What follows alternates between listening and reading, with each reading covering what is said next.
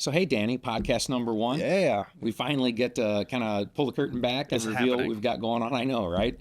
So, super excited. Yeah. I can remember when we first met and you came on board at Vogel, and subsequently this idea manifested itself into doing something like Verified Home Pros. Yeah. We talked about this on my job interview. Yeah. This was the thing that sold me on coming here, was the idea of doing this and the vision that you had for the company and this particular brand in general. So I'm really excited to get started. Yeah, it feels like longer than what it would have taken to start talking about it. Not that we weren't working at it, but just, anyway. It takes a lot of work in the background to get something like this off the ground, and a lot of like what's going to work and what's not. And I think we got a good vision for what we want to do now. I appreciate that. Yeah. So, if you don't mind, I just want to kind of jump in and give folks an idea of what manifested some of this and the journey that I took, and then it'd be great if you could jump in and do some of the same, right? Let's do it. So for my part, I've taken the journey from a small contractor to a medium-sized contractor. I've used this word critical mass. Yeah. But as I look back, it really kind of takes my breath away, knowing the journey that most small contractors take into being a larger contractor. You start in the craft. Yeah. And all of these things that you have to learn, and then all that you give up along the way. And then we've had a ton of experience on the retail side with how clients feel about a home improvement project of any type, and wanting that confidence and like in some way meshing all this together. And it's not that we have it all figured out, but I think the first part of the journey is this. Start talking about it and collaborate. Yeah, and that really that aligned with me a lot. I mean, I've been a business owner. I owned my own marketing company before being here, and I remember when you were sharing that journey of, I started out as, you start out as a contractor and you work really hard and you get really good at your craft, and then you want to start on your own. You see all the opportunity for that, but there's so much more to owning a business than just being great at your craft. Yeah. And I shared some of those same frustrations. Like, man, I can see what resource you're trying to offer consumers, which is the part of this business that I really understood more than anything, because that's the end that I've been on. But then, how it really is going to impact all of the contractors and the business owners and the people who really, have, things to learn that they don't have to learn from their own mistakes. They can learn from ours, right? Yeah, totally. It felt like a journey as we talked about it, that you need to include, all of the stakeholders in. And so these conversations, there really isn't anything, if it's done properly, that as a contractor you couldn't talk about that is best for a contractor and best for a consumer. Or really, if you were doing it right, every decision you should make should be best for the consumer and best for the contractor. Right. And that's kind of, I think, the breakdown, at least from what I saw, being outside this industry, is like that there's kind of a line between consumer and contractor. It's almost adversarial sometimes when you're afraid, because I don't understand what you guys do. It's so complicated, how to fix air conditioners, build air conditioners, repair old boilers. Like, there's so much knowledge that I just have no clue. And depending on the home that I purchased, like I need you and I need to trust you. Right. And I don't know you. Right. That's a complicated relationship. And it's most people's journey. Yeah. If they just had a person they could hit the button and say, Bob, I've known you for 20 years. You were just at my barbecue and I got this issue with this. What should I do? And Bob would say, you do this. And you'd be like, well, that's awesome. When can we get started? But that's not the way that it works. No, because I might know somebody to fix my plumbing, but then that all goes out the window whenever my HVAC goes out. And I don't know anybody. How do I go about even finding the right person? What does the right person look like? Right. Exactly. Oh my goodness. I think we can help folks with that, and it should be fun to do. Yeah, I'm really excited to be a part of this and to do this here. So we kind of had some talking points because this is our first podcast and we're practicing and getting good at it ourselves. Yeah. So you think we ought to chit-chat a little bit about us? Yeah. Like our backgrounds each and where we kind of came from. And if you don't mind, I went first on the other. I'll go first on this one, yeah. Yeah, so I mentioned before I'd owned my own marketing company. Before that, I was a 9-to-5. I worked for a brand that had a fairly sizable YouTube channel called VAT19.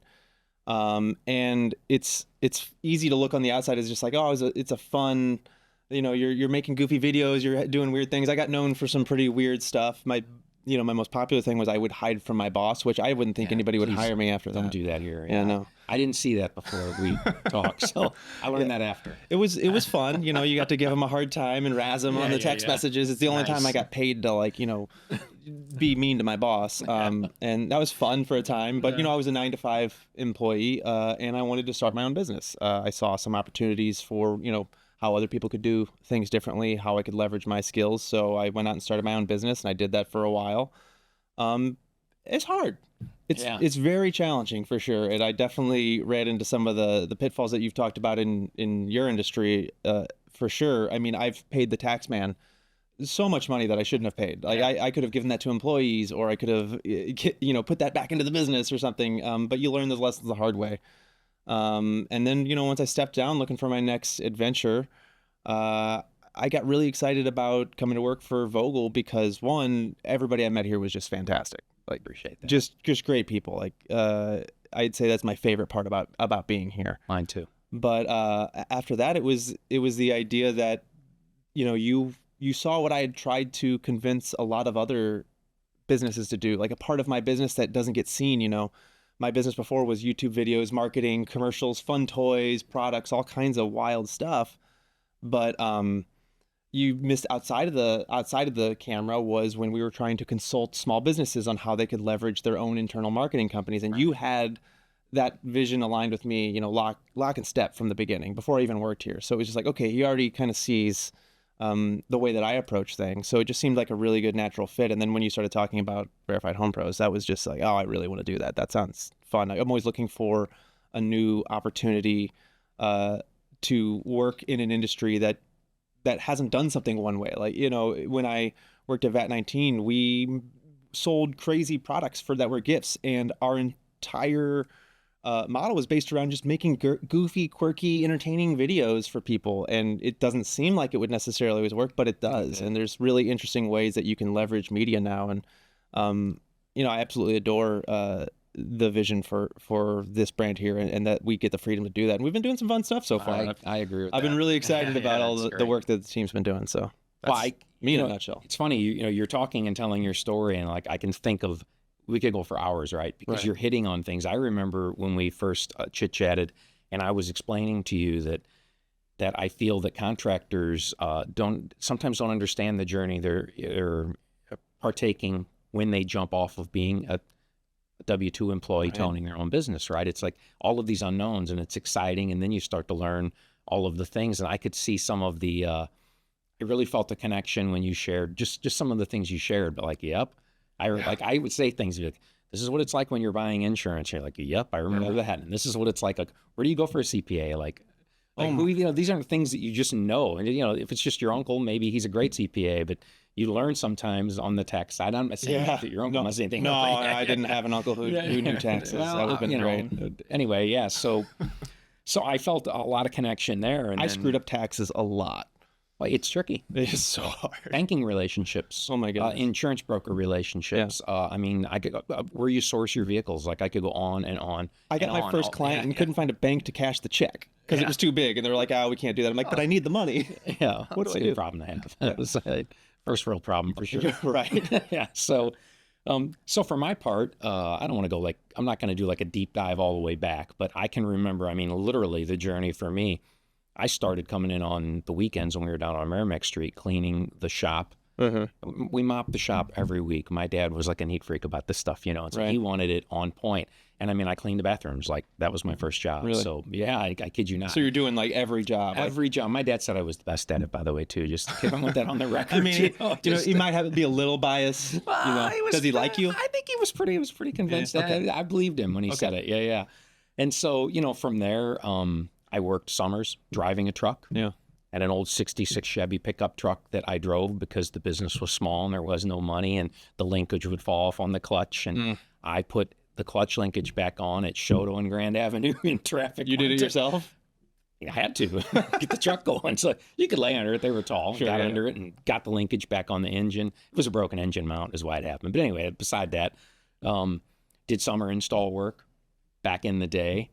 And learned how miserable it is to be in an attic installing ductwork and the tricks of cutting holes in plaster lath walls to put supply girls in, et cetera, et cetera. Oh my And, goodness. and then and we don't want to get into that. But That's it makes not easy. I've it makes lived a in those mess. old Well, I've houses. messed some of that up too. So, just so we're clear. And, next journey was school. And I've got a business and accounting background and thought that I was ready.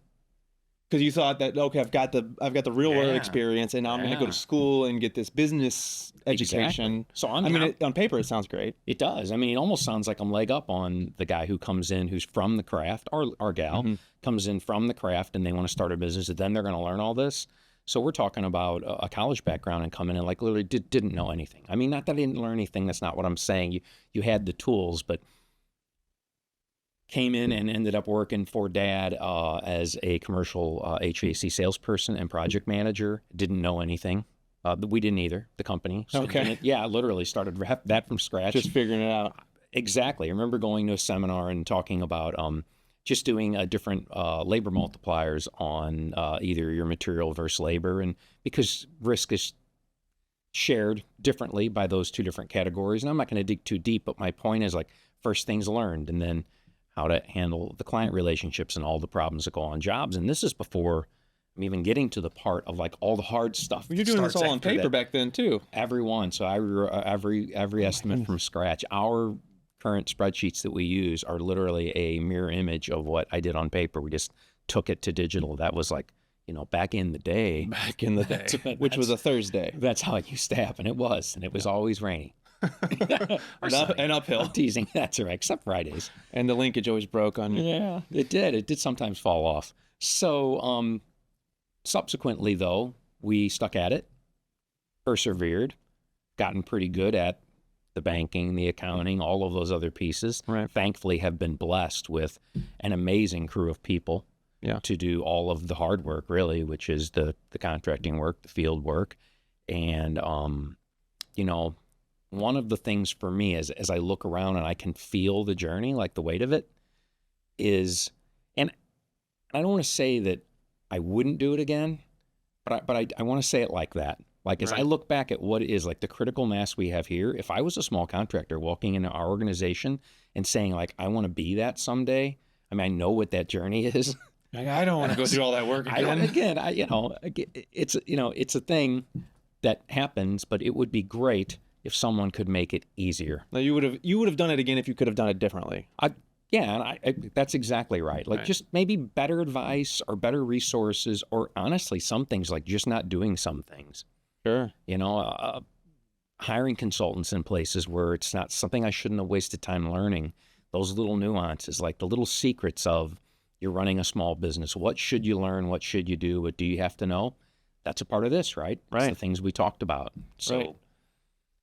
And then, I guess I'm still on the floor a little bit here, but we want to talk a little bit about the client side too, and we'll dig into that. But same thing for clients. Like we've consulted a lot of clients now. We're understanding the psychology, Right. the pain when you've got a home project. It is, and there is pain, like because it's either it's broken, right? Like, and so you're stressed, or maybe you're trying to build something new, and that's overwhelming. Like when you were just describing the all the things you did to put together the quotes and and you're trying to figure out just on a pricing model and how to price all this thing. Like if it's that complex for you, it's going to be that complex for the customer to try to figure out. It's not like you're going out and buying, a table for your house. Like you can go to the showroom and pick a couple tables. Like this is a complex You thing. can see it. It's a thing. It's something physical that you can buy, and it's not something that gets assembled in your home necessarily. If they were pulling the table in and assembling it in your house and then staining the top, like it would matter who was doing that, right? Right, So because how do they're you pick in your that house person? doing it. Yeah, That's right. you've got a person who's in your house sometimes for days. Correct. Early. Yeah. Sometimes you leave them there when you're gone. It happens all the time. Yeah, I got to go get my kids. Like that's a level of trust that, I feel like sometimes as a consumer, I'm nervous. I'm just like, all right, please help me and don't hurt me. I know. You're vulnerable. You really are. Yeah. And it's your home. It's the most, if you've owned it, if you're owning your home, it's the most expensive thing you're probably going to ever own. True. It's for sure your biggest investment. Your biggest investment in your time, your heart, your money. Like, it's a lot. So, there's a lot I think we can really cover for the consumers to really, lift the curtain. Yeah. Look behind a little bit, see what the Wizard of Oz is doing back there, because I don't think all of it needs to be secrets, right? None of it should be secrets. Right. I mean, some of it is hard and complex to know. I don't You understand all shouldn't the have gases. to know it all. There's a You lot of shouldn't have gases. to understand it all. You should be able to trust someone with it, but there shouldn't be anything that's quote unquote behind the curtain. You know, that's another Right. thing we want to do is get it out from the dark, right? Right. Let's make it be seen. So So Yeah. if you can't call a friend, what are you going to do? How are you going to figure that out? We had a great conversation for an upcoming episode with a retired contractor. yeah, He gave the great bit of like, oh, you call 3 people, don't go further than that, right. That's a huge deal. But then how do you make an informed decision how are you going to pick those 3 people?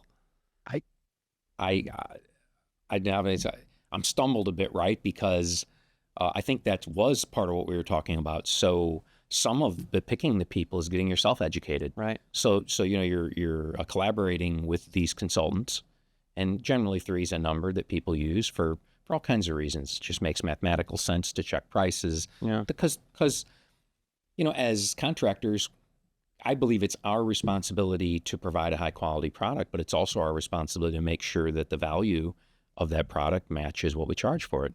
You know, and so that doesn't mean the prices will be the same. That just means what we charge should match its value. Right. But along the lines of the perfect way that we alluded to it earlier, like if you had a best friend, Right.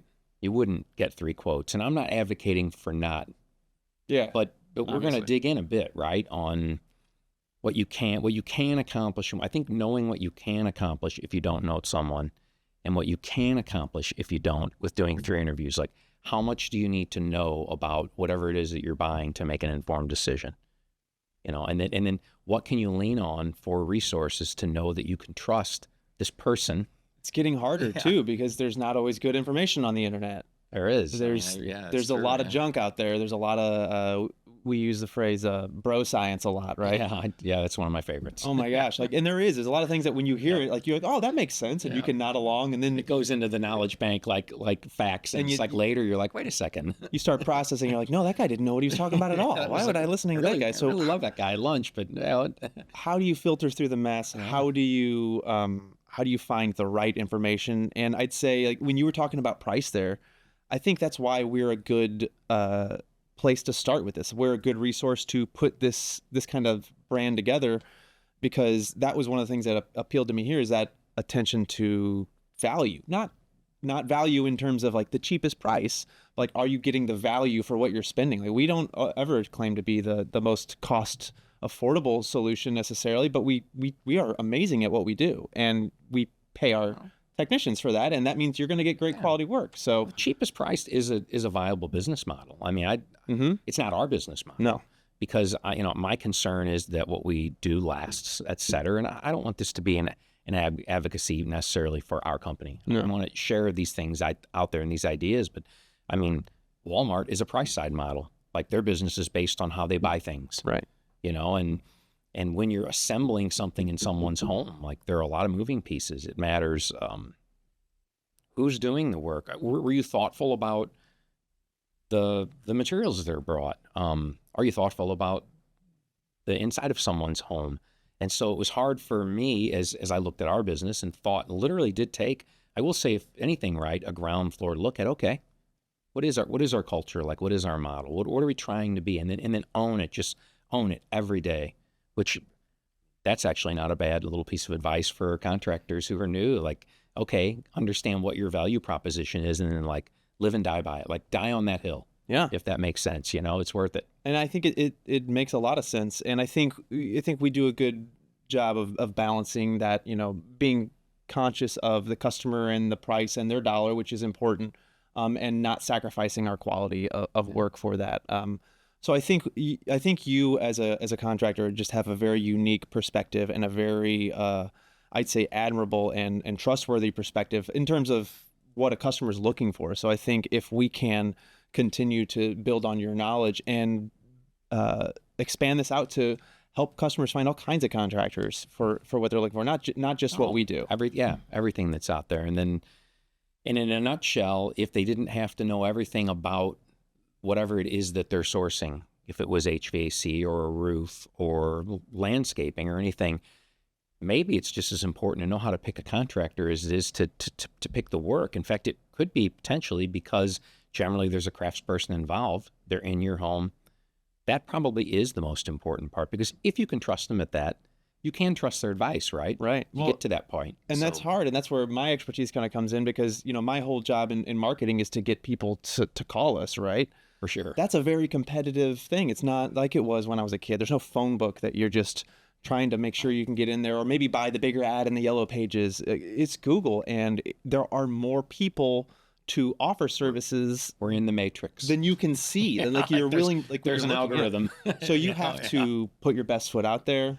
You have to get great reviews from really good, like real customers. And then as a consumer, you need to be aware of those games and those things that the industry has to play to make sure you see them and be able to filter out who's doing it in a trustworthy way. I'm going to jump in too, because you're hitting hot buttons for me. So Right, like right. the Google algorithm, right? So reviews are a big deal. Yeah. And I can look, when I look in our space especially, and tell which reviews are genuine and which ones were, I don't want to say people are out doing fake reviews, but the Google algorithm is built on a review model. Mm-hmm. Like, we don't allow any fake reviews in our review bucket, but we struggle to get reviews. It's a thing. Right. Um, And we've worked really hard to do better at that, because we struggled before I got here, and we recognize that, and the team has just done a great job at soliciting good, real reviews from customers that are more than happy to share their story. It can be hard to tell who's doing that in an ethical and in a right way, or who's really just, like you said, pulling your chain, or maybe not even writing real reviews. Maybe those coming from a company, or it's a skill set worth having as a consumer. right. Like, I mean, what that's- should you look out for? For sure. It's I always say it's like the phone book had a ranking system. Like Dude, I remember how happy I was the day that I actually was the person, because I've been around long enough, that had the good fortune of kicking the Yellow Pages people out of our office. Oh yeah. Oh, their sales schemes are unbelievable. We could do a podcast on that. Oh my gosh. It would just be, and they always would bring a team of salespeople in. It was the craziest thing. But anyway, I can imagine. it really was. It felt like a high pressure deal for sure. You can get a full page And I spread. was like, we're kicking them out of here because we got Google, Dad. I was that guy, and it worked great for a bit until we all started bidding up for right. reviews. In fact, again, these things keep rolling, but that's probably a thing for another podcast. The consumers do need to understand, when they're hiring a service contractor, there's a component of cost that service contractor has to absorb to be in the algorithm. It's a thing. Google is a service. It's a very profitable business, and the bill is being paid by the people who use it. Yeah, and if there's that kind of money rolling around, and there's serious business behind it, there's always something as a consumer that there's an awareness that you need. If people are spending money to just see you, you got to ask questions, is like, who's doing it in the right way? There is literally a part in the algorithm, and you know this, but we've talked about it because it was one of my pain points, where Google is they're map-centric, map-driven, neighborhood-driven.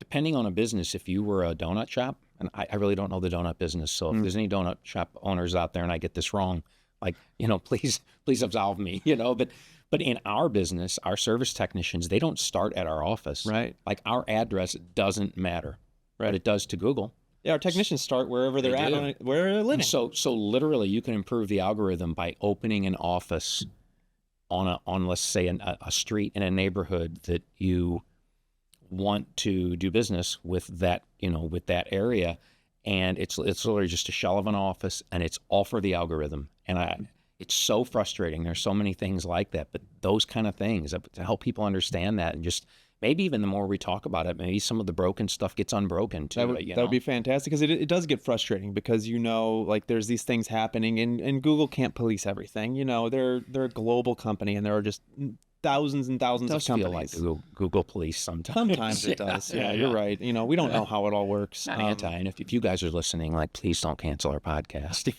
Fun fact: while I was at Bat 19, I played a personification of the YouTube algorithm. So what if the algorithm was a person, what they looked like? Did it damage your credibility on YouTube? No, but he was a jerk. He wasn't a cool guy. I was thinking that. Maybe. Yeah, he was not. He had a weird haircut, and he really didn't care too much about anything. Nice. He just cared about the views. That was it. Right on. But yeah, I mean, in that sense, what can you look out for, and how can we make sure that we're helping you make an informed decision? Because it's scary enough owning a house. Like, filling out that paperwork, signing that thing, when you see how much that mortgage is going to cost you over the 30 Yeah. years, like that's a frightening investment. Sometimes, how are you going to pay for it? All of these things dig in. So I don't know if we really tease people properly with where we're going to go on the consumer side, or given enough information to help folks understand. But the concept is going to be literally, like you said earlier, pull that curtain back, and we're going to dig into details, financing projects. What are marketing costs for contractors? What's fair? What should be in there? How do you pick a good contractor? I mean, I really don't know that I'll be able to hit it all, but there's going to be absolutely a client facing side to what we're doing. It'll be hard to know whether it's completely contractor or completely client facing, but maybe that's the way it should be. If there's a partnership, that everyone can kind of see what's going on the other side of the fence. I really feel like that's kind of the secret sauce to what we're trying to do here, is that, there are some things that we can talk about how we function as contractors that is beneficial to a consumer to know. Be When you good talked for them about to know. price as an Yeah. example, is like, it's a confusing thing to see how people are pricing their stuff when you're trying to compare quotes. How do you know that what you're getting, and how, like you talked about financing. We said this morning, like we talk all the time, like, man, I wish they taught us some of this stuff in high school. Right. Right? That's Yeah. the common complaint about that, taxes, like Child rearing, but that's not Well, that's not this podcast. children raise themselves. You throw them in the I backyard. knew that. That's right. Throw them in the backyard, they'll do it themselves. That's what mine did. They were Give great. them an iPad. That's what my generation does. Well, I don't feel like we beat it to death, but I think we've kind of teased enough on the consumer side of Right. things, and we know, and this is the purpose of all of this, is that we want to help contractors understand clients and business, and maybe it's a good time to jump over and just chit chat about what we're trying to accomplish on the contractor side. Definitely. So, what I like to do is, I don't want to say dissect a little bit, but like recognize how hard it is. You're good at a craft. You work at a place where, and I'm not saying you and you, but I've seen this. We've had some we still do. In fact, most of our guys are, and they get this, and gals, you're very skilled at what you do. Mm-hmm. And you see a thing or two that maybe your contractor is doing wrong, that just doesn't, I don't want to say feel right, like in an unethical way, but like, gosh, it's just a dumb way of doing that, or I'm being deployed improperly. And that's the impetus to jump off. And it could be many things. Like, Right. One of the things that makes me smile a lot is that thing where you're going to get all this personal time and Man, Gotta I go into fell for that contracting when I for started my myself. business, man. I'm like, this is going to get me time back with my family. yeah, that's I never worked so much on a vacation in my life. I really don't know what that would look like if you were growing a small business. Growing is the word I'm looking for. I suppose if you were happy in a place, which is, by the way, applaudable and completely acceptable. Oh my gosh, yeah. But this idea is, the things we'll be talking about is more for account. I'm new to this. There's this journey, some things I don't even know. What are we going to chit chat about? And I can remember back to a friend, a lifelong friend, who actually is one of our teammates here, Tim. Yeah. And we hung out as kids, and we had stories at that time of some younger people who were, I'll admit it, like working harder than we were, and we spent some time hanging out, Sure. having fun. We were at the river hanging out, and That's when you're supposed to do it. You're young. because you can't buy time. Right. Except that I think that's the part that we don't teach young contractors. Mm. You can buy time. You can buy it with knowledge, and you can buy it with services, both sides of that. And so some of that we want to capture and bottle, and what we can, we want to share and Right. help people get that time back for their family, Yeah, get but that time back Just for because you're a themselves. great contractor who got really good at your job, saw some opportunities, and was able to start a successful business, you still deserve a vacation.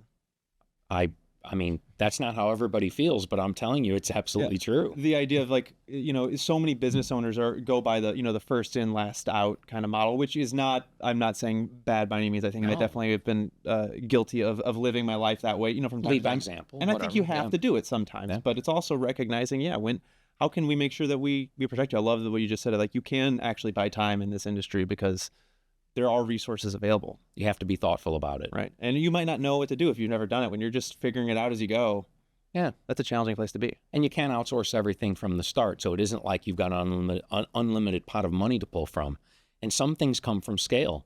And actually, that's another thing that really, for the Verified Home Pros brand and ideas is finding places to help people scale things or share the scaling. Yeah. If that makes sense, And so I don't see anyone doing that. Everyone's trying to coach everyone toward you're doing it all yourself. Well, okay, except if you want to have an amazing CPA, and I'm not saying, the good ones are more money than the bad ones. I'm just saying, depending on the firm, you need these resources and this advice. Well, you may not be doing that with one field person, yourself and another. It may be 5 people before you can do that. You're going to bring on someone to do your dispatch, let's say, for example, to handle your manpower. Each one of these little thresholds, now you're not doing that with 5. Maybe you are. Maybe you're doing it with 10, right? You're giving me flashbacks, man. I've lived it. I'm know. telling you. How many times do you need to get to the next step, but you're like, I need to get to the next step to afford to get to the next step? It happens now. It's interesting, too. There are actually numbers that you can use. Like if you're an HVAC contractor, you get like sales numbers, and they've probably changed some since inflation and prices going up. So I wouldn't know what the new ones are, but there was a $1.5 million threshold, and then there's a $3 million threshold, Right. and then there's 5, and then there's 10, and these are real numbers. And when you hit those numbers, it's like, oh, wait a second, I've got to engage these other set of issues, or I'm outsourcing these things, or you're building another internal resource to take the next step, because you cannot break through that barrier without those resources in place. And so kind of the dream in some ways, maybe we break some of that down or just help folks understand how to get there. Right. Yeah. Because it can feel overwhelming when you're in that spot, when you can see as the business owner, so many of them are that have that entrepreneur mindset, right? You have the vision, but you're struggling to know, like, if I can just get through here, like I'm just struggling to break past this point. And once I do, I know I'm over the hump and I'm ready to do it. Without having done it, it's really hard to know how to do. Well, I tell you, I'll jump in. Yeah. Sometimes you don't even know what's happening. Right. Literally. So like hit a number. It's happened with us. I mean, we were 1/25th of the size that we are now when I took over the business. And some things I didn't know. We hit a sales number and you're stuck there. And you just press harder. Like in your mind, you're just going to press through Couldn't it. we just push and You do. Literally. That's what you Yeah. do when you don't know. I mean, you just try harder. Mm-hmm. But it isn't trying harder. It's working smarter, like Right. that next step. I feel like that's when you burn out. That's when business owners burn out at an alarming pace, right? They give up. They want to sell their business, or like it's that pushing harder, but pushing smarter was really what you needed to be doing. Yeah. That's nail on the head right there. So if there was a resource that could help, and and you're living this, and said, well, hold on a second. And again, this is this, right? We share these ideas, and you say, well, hold on a second. This isn't unique to you. It's not something you're doing wrong necessarily. Right. You're maybe not understanding something you need to know that can help you press through the next level. Or do you want to go to the next level? That's a smart decision process too. Right. If you're comfortable in a place, understand what it takes to get to the next step, and then make a conscious decision. Right. Do you want to go to the next step, or are you just going to push harder? Because I can tell you, you can try with all your might to pull the train up the hill. If you're doing it on your own or you're not understanding what you're up against, it ain't moving. Right. So That's very wise. I think we can help people get there. And I think if we continue this conversation, I think hopefully we'll be bringing in some smarter people in ourselves too. I would say absolutely. We've got a few in mind right now that I'm pretty excited about. Yeah, I mean, we already both know we're going to do some work with our collections attorney to help contractors and clients understand the collections and lien game. What does a consumer need to know about protecting themselves, not necessarily from a contractor, but from a bill not being paid? Same side of the other side of the equation for contractors. I'm excited to kind of get that out there. It's a thing you just don't understand just like by osmosis. It's something you need to be exposed to. So, and there's not that much information out there when you get into these weird nuanced problems. Yeah. And I can tell you as a business owner, when you get into those issues, you're looking everywhere for those resources. You're like, Yeah, how do for I sure. find out? What do I? It feels like sometimes there's like a Oracle, right? right. It feels like there's somebody like holding all the business secrets. Like, no, we can't talk about this stuff. Yeah. I mean, Why not? yeah, that's true. I don't know. That's funny. I never really thought about it that way. I always felt like it was just you had to know something to know what you didn't know to get to know the next thing. It was like this chain of unknowns that you like build a step on and you build a step on, and then you realize, oh my gosh, if I'd just known this part all the way back here, none of this would have been That's necessary. about finding. Always feel like there's always somebody willing to charge me to tell me what I need to know, though. Like that's that's the kind of the weird part as a business owner is knowing Yeah. when you should do that, right? Completely. And I don't have all those answers either, but hopefully we can discover some together and with our guests and with our audience. I mean, that's the idea. We'll even if we don't know, we'll figure this out together, right? Yeah. Well, fun conversation. Yeah, man. Totally. I mean, hopefully it's interesting to people. It's certainly interesting to me. So thank you. It's Yeah, been fun for appreciate me, man. So what's next? it. Yeah. So more of this, right? But not so much relying just on my expertise. We're going to bring in contractors. We're going to bring in clients. We're going to bring in professional services, bankers, lawyers, accountants. Share the ongoings of what it's like to be in the contracting business. We're going to bring in experts for homeowners. We're going to talk about things you wouldn't have thought of, things to be wary of on particular projects, not just contractor facing side, but get some expertise and allow some of our peers in the contracting business to shine a little bit and show off a little bit and maybe give away some of the secrets to what's going on in their business for clients to see and leverage into making great decisions for their homes. And hopefully we can do the same thing for contractors. Get some of that time back that you can buy if you work smart and do it right. Sounds great. Well, I might be around from time to time, but maybe a little more off camera or whenever my marketing knowledge is useful or consumer knowledge. Maybe I'll come in and be the consumer, but I'll be around. But I'm gonna let you take Appreciate take it. the lead here. I'll likely host most of them. Any that I can get out of, I'll make sure, I'll be behind the scenes too, but generally be your host. And so to everybody out there, just thanks for listening today. Hopefully it's exciting for you. We're excited and we can't wait to share with you what goes on in the contracting world just to make everybody's lives better.